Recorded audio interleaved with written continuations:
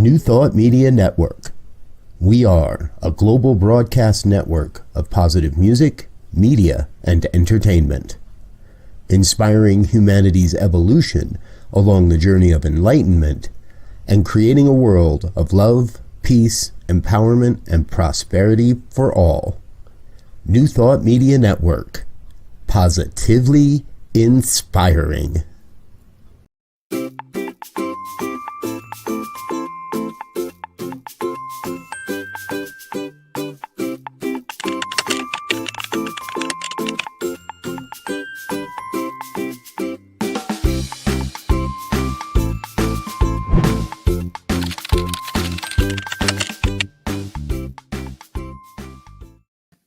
And hello.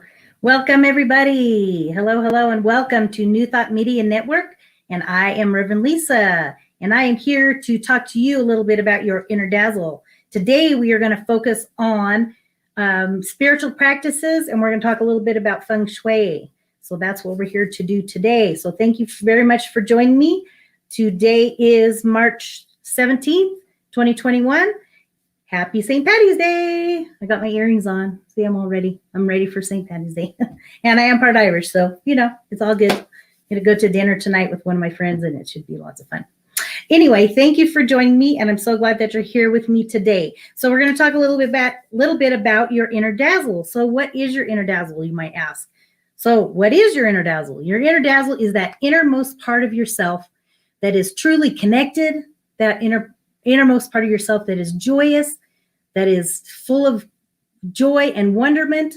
It is that innermost part of yourself that also expresses authenticity and joy, and that is aligned and with purpose. So that is what your inner dazzle is, and that's what your inner dazzle does. So I believe and know that all of us have that inside of us. It's just a matter a lot of times of finding some spiritual practices and ways to connect to that inner dazzle. And when we do that, then we are able to live a happy and joyful life. And that's what we're all here to do, of course. So that's what your inner dazzle is about. And thank you so much for being here with me. I'm glad to see you all here. Hello, Facebook. Hello, everybody. So a little bit what we're going to talk about today, first of all, is a little bit about, hi, Wayne. Good to see you. Thanks for joining. So today we're talking a little bit about sacred practice. We're talking a little bit about spiritual practices, sacred space, and Feng Shui. So first of all, I wanted to talk to you a little bit about spiritual practice. Do you have a spiritual practice? What kind of a spiritual practice do you have? And you're certainly welcome to leave it in the chat for us, because I like hearing about what different techniques that we have to honoring a spiritual practice. So what I found in the past as a problem is like, with no spiritual practice, I see and have felt my life being, not connected, not centered, not grounded, not feeling like I can, just feeling frazzled and not centered about what I'm doing with my day or what the focus is going on. So finding a way to have a spiritual practice is so important, because I've noticed in the past when I don't take time to have a spiritual practice in the morning, a lot of times I only spend like 5 minutes, 10 minutes in the morning, and a lot of times at night before I go to bed, just a few minutes. So it's not that you have to be a big Om and be a Buddha, but you can take time to just center yourself and be present for your day. So what I've found, a single mom, I have a 12-year-old daughter. I have two jobs or vocations. I am a minister, as a lot of you know, because I am one of the people on the prayer team, so that keeps me busy. I also officiate weddings, which I truly love and enjoy. And that's actually finally starting to pick back up a little bit. So I'm starting to get busier with that. And then also, as kind of my backup job, I am a hairstylist. So I kind of have all these things going on. So that keeps me pretty busy and full. So I definitely feel like it's important to take time for your spiritual practice. And yes, chakra clearing and breath work. Yes, Wayne, I love it. That's definitely two of the great things that I do. I love it. I think there it is. Thank you, Wayne. That's wonderful. So a couple of the things that I do, I use my mala beads. Are you guys familiar with mala beads? Wayne, do you use these at all? Mala beads are a great way to conduct spiritual practice. So a lot of times when I'm sitting in the morning, I will take time, and as I center, I go into a little bit of a chant per se. These are Buddhist, and they are Hindu, and they work beautifully for spiritual practice. So, and it's really just using your fingers and you're rubbing these beads. And a lot of times I will put in an affirmation. I will put in what my intention is for the day. So the intention for the day might be to experience love. So I am love. I experience love. I am love. I experience love. I am love. I experience love. So the wonderful thing about these is that you go all the way around. You go down one side and you come back up. And by the time you get back to the tassel, you're in a beautiful space. It's really magical. It works really wonderful. Super simple practice, but it works wonderful. So definitely check that out and give that a try. I like those beads. Another way, another example that I have, so usually I get my hot tea in the morning is like my routine. Get my hot tea, go sit in my chair in my sacred space, which is the other thing we're going to talk about. Last week we focused on sacred space, which is another important piece to your spiritual practice. If you create a sacred space, when you move into that space, your body and your mind and your spirit knows to just center yourself and get into that space. So that was something that we talked about last week, and I wanted to focus on that a little bit more today, talking about creating our sacred space and using Feng Shui as a part of that. So that's the other piece that I want to talk to you a little bit about. Let me see. So I wanted to read a quote to you. Meditation will not carry you to another world, but it will reveal the most profound and awesome dimensions of the world in which we already live. Calmly contemplating these dimensions and bringing them into a service of compassion and kindness. These are the things. Compassion and kindness is the right way to make rapid gains in meditation as well as in life. And that is from Zen Master. It's H-S-I-N-G Jung. I don't know quite how to pronounce that, but that's how it came out. Anyway, I thought that was a beautiful quote, and I wanted to share that with you about meditation. So I know many of you do have a sacred and spiritual practice, which is great. Let's see. So to bring calm and peace into your home, obviously that's tip number one. To bring calm and peace into your home, it's about you being the calm and the peace. And that, of course, is created through spiritual practice. So all these things connect and fit together, and it makes for a really wonderful, peaceful, and harmonious life. So that is definitely important. Let's see. So next, I wanted to talk with you about your sacred space. So do you have a sacred space? Do you have an area in your house that you can call a space where you can just be present and have that energy and that everything around you in a sacred place, sacred space? Last week we talked a little bit about it, and I just showed some pictures. You can even Google sacred space, and it's great. They'll give you lots of examples of how to create a beautiful, beautiful place. The way I do it, I have an area in my living room. I have a chair that's like my space. I have my Buddha lamp. I have my beads. I have also, the other thing you want to do is look for things that really resonate with you to create that sacred space. I have some beautiful little stones that I like to use too. Like this one is balance.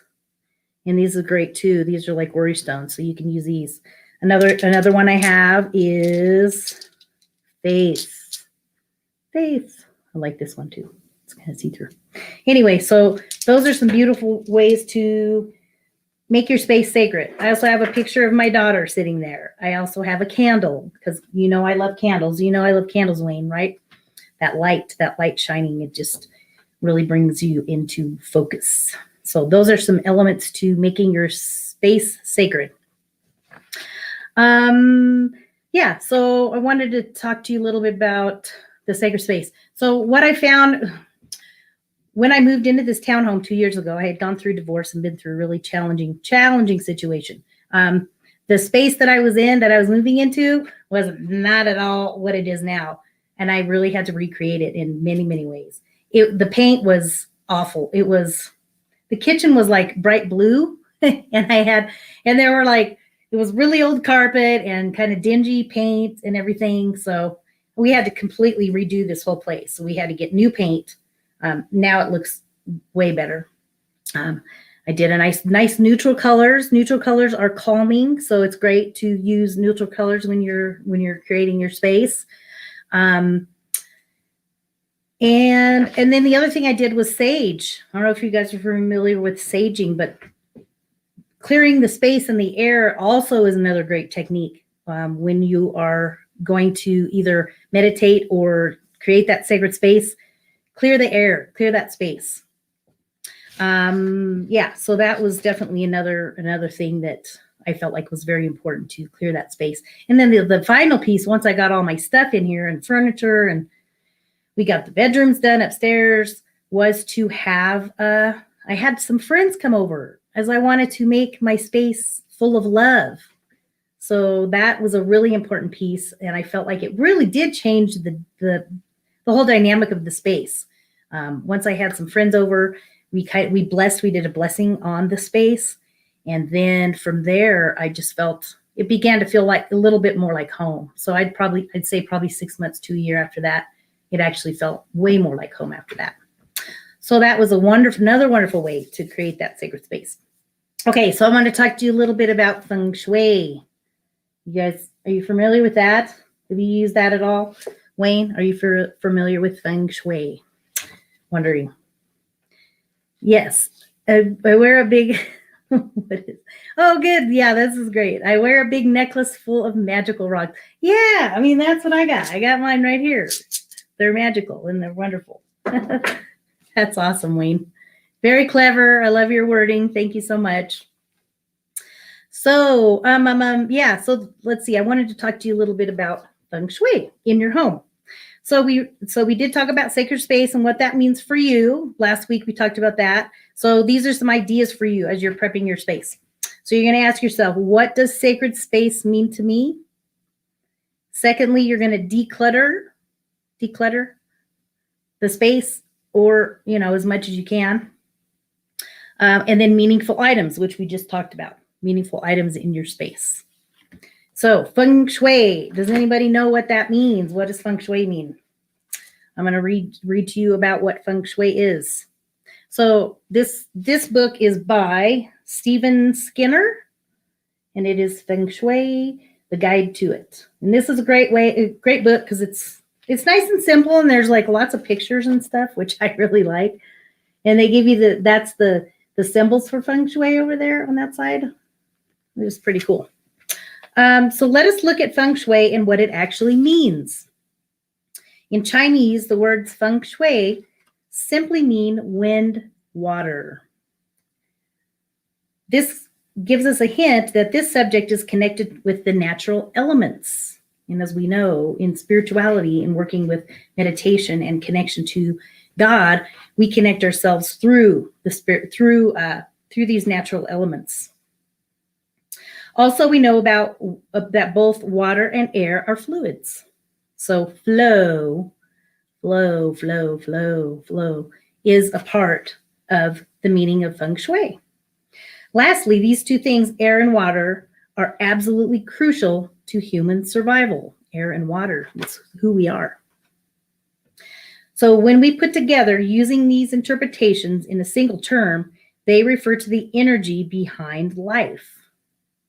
Just like the life of the body, of the plants, of the animals, but also the very earth underneath our feet. The energy of qi is the other piece that goes with the Feng Shui. The energy of qi also lies behind the complex day-to-day circumstances of our lives and interactions with other people. So that is the basic idea of what Feng Shui actually is. So I thought that was kind of cool. I like learning a little bit. Always good to learn some new stuff. So the idea of that is that you want to begin to just be more aware of your surroundings, be more aware of the surroundings in your house, in your home, also maybe in your workspace, whether you're working at home or you actually get to go into an office. Definitely consider what that is to you. Wonderful. Tammy. Hi, Tammy. Good to see you. Oh, I love it. I'm working hard to create more peace in my life. Yes, yes, yes, yes. Amen. That's so beautiful and it's so perfect. And that's definitely, it's something that I needed in my life and I still need in my life. Peace. You've got to have peace in our lives. That's beautiful. Thank you so much for sharing that. It's great to know. All these things, I promise you, will bring you more peace. And it really is. It's just a matter of taking the time to become a little more mindful of the things that we're doing and creating that space in our mind, in our heart, in our soul. And it also is really creating the space in your home. I mean, it's, we spend a lot of time there, and especially with COVID, a lot of us are spending a lot of time in our home. And so it's very important to create that sacred space. I remember one time I had watched Oprah, and of course she does wonderful things with gratitude and, all kinds of amazing things. One time her show was really designated to creating a sacred space. And she talked about, especially your bedroom, making it like a sanctuary, That's just so important to be aware of what that is to you and what it feels like. And really tune into what it's about, serving yourself. When we connect to that part of ourselves, it brings peace to everything in our lives. Definitely important. So the other little piece I wanted to share real quick about the Feng Shui is page 29, wind and water. So I just want to talk to you a little bit about the essence of Feng Shui. So Feng Shui is the containment of the right sort of life energy that brings us peace. Perfect. And this is called Qi. So within the home or office, in order to improve the luck of the occupants, this is what the Chinese believed, this can be done by moving the external elements in the landscape or the manipulation of alignments of elements and decor within your building or your office or your home. A part of the theory behind Feng Shui says that the water carries the Qi energy with it. So if you stand in your living room and you just imagine like a water flowing through your living room, through your space, just imagine how that feels. And does it feel flowy or does it feel choppy and cut off? That's what I had to do. I just had to go stand in my living room and then in my bedroom. So, and if that energy can be carried by streams or rivers into the home or office and accumulated there, then it is well and good. So that's just a great way for you to connect with that. A breath of fresh air, they say. Wind is the other part of the Feng Shui. The Shui is the wind. Wind is the other fluid part of our environment. It too can carry energy. Everyone knows that living gentle summer breezes is delightful and uplifting. So when you think about the wind energy, that's the other part, the balance of the wind, wind and the water, creating that and connecting with that. It's so beautiful. Yes. Thank you, Wayne. You're awesome. So now when I kind of wrap that up a little bit, it's about talking about the Feng Shui. So, those are the pieces I was just wanting to talk to you guys about.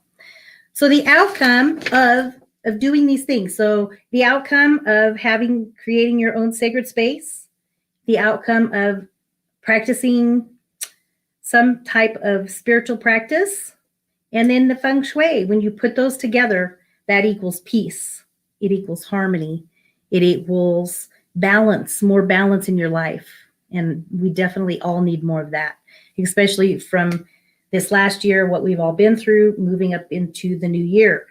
New year, new space, new energy, new thoughts, new things. So that's what this new year is about, is creating a new space for yourself to experience peace, happiness, and wholeness. That's my goal and that's my mission in my own life. And I'm here and want to share that and want to help you gain that as well. So taking time to meditate or do a little bit of yoga. That's the other thing I do. I just And actually I got on YouTube, and there's a lot of free stuff. There's all kinds of free stuff. You can just put in beginner's yoga. And a lot of times I'll do my little meditation, 5 minutes. Then I'll go and just do like another 5-10 minutes of yoga stretches. It's beautiful. And the breath work. Oh my gosh. Like Wayne was saying, he does the breath work. Wayne, what is the best thing that you like about the breath work? Can you tell me that? I'm always love hearing from you guys. Yeah. So those are some things you can do, because when you take time to do that, it brings more peace. Centering yourself for a positive day. Be kinder to yourself and others, because when we're coming from a peaceful place, we're definitely more at ease and at peace with ourselves as well as everybody else around us. And so when we're kind to ourselves and we allow ourselves that time to be present, then we can give that to other people. And as a mom, that's something that's so important to me, because as I center myself, then I'm better equipped to be a loving presence for my daughter and have good energy and patience and understanding in working with her, as she is now 12. So she's kind of like a mini teenager kind of in there. And so we're starting to have a little bit of ups and downs. So I find that's really helpful. Let's see. So what else? Yeah. So the last, there was one more thing I wanted to read in the Feng Shui. Page 29. 26. 26. Yeah. So the two tips that I have for you today was, number one, doing the meditation and the sacred work to create more space in your life. Inhaling, yes. I love that. Inhaling, yes. So the inhaling and exhaling, om. Inhaling, exhaling, om. Oh, I love that. Oh, I'm going to have to try that. I haven't tried that. I love it. Okay, I have one more little thing to read to you. We're going to do a little mini meditation, and then I'll send you on your way. So Feng Shui is a practical technique for manipulating qi energy. This was invented by the Chinese to improve their prosperity, marriage, prospects, career luck, family cohesion, the luck for their children, and the respect in the local community, and their ability to pass exams, it says, and in their health. So that is how Feng Shui can serve us. It's just definitely a beautiful thing. Okay, so let's see. So I have 5 tips for you about the Feng Shui that I want you to, my hair keeps getting in my way. 5 tips for you with Feng Shui in your home. Number 1, play with the elements. So the elements of Feng Shui divides the world into 5 elements. So we have earth, we have wood, we have fire, we have water, and we have metal. Number 2 is have fun with colors and express that with the 5 elements. So have fun and look for colors in your house and how that affects you, and ways that you can add some calming energy. Like the color blue is a calming energy. I like a lot of neutral colors, and then I could add spice to it. Like I have a lot of neutral tans and beige, but then I add a lot of red. I have a lot of red that pops in my kitchen. So it gives me some good energy for the kitchen and good food. And then the third tip for your Feng Shui is to declutter, especially in your entryway, they suggest, because our entryways it's the first thing we come into right off the bat. So definitely I have to take that into consideration, because at the bottom of our entryway, we have a lot of shoes and stuff laying around. So I'm going to do some adjusting of that. And I just brought it up to my mind. Number 4, rearrange your furniture for the chi. So you're going to want to stand in the different rooms in your house and just be present with yourself and feel and connect with that energy. See how that energy is flowing in and through. And you'll know if it feels cluttery or that energy feels stuck, or you can imagine air or water not being able to flow. time to shift the furniture, and you'll get a really great feel. We did that recently in my living room, and it's really, I love it. It's got a whole different feel now. And the room actually looks bigger, which is great because I kind of have a small place. So I love that. And what else? Oh, and then they said for the kitchen, this is funny. It said, hide your knives. They're bad luck, but display food. So I actually have like a fruit bowl on my kitchen table, and I love it. It's a tradition that my grandma has always carried on, and so it always reminds me of her when I have my display of fruit. And it also is good because then it helps us eat better too. So that is your 5 tips for your feng shui. And let's see what else. Okay, so I have a quote for you, and we're actually toward the end already. Oh my gosh. Okay, so when we throw out the clutter, when we throw out the physical clutter, we clear our minds. When we throw out the mental clutter, we clear out our souls. That's from Gail Blank. So I would like for you to know, and I would like to invite you to, if you would like some support, you're welcome to call me. I do like a half-hour free consultation, and I would love to talk with you, and I can guide you and get you going on your spiritual practice or anything you need support on.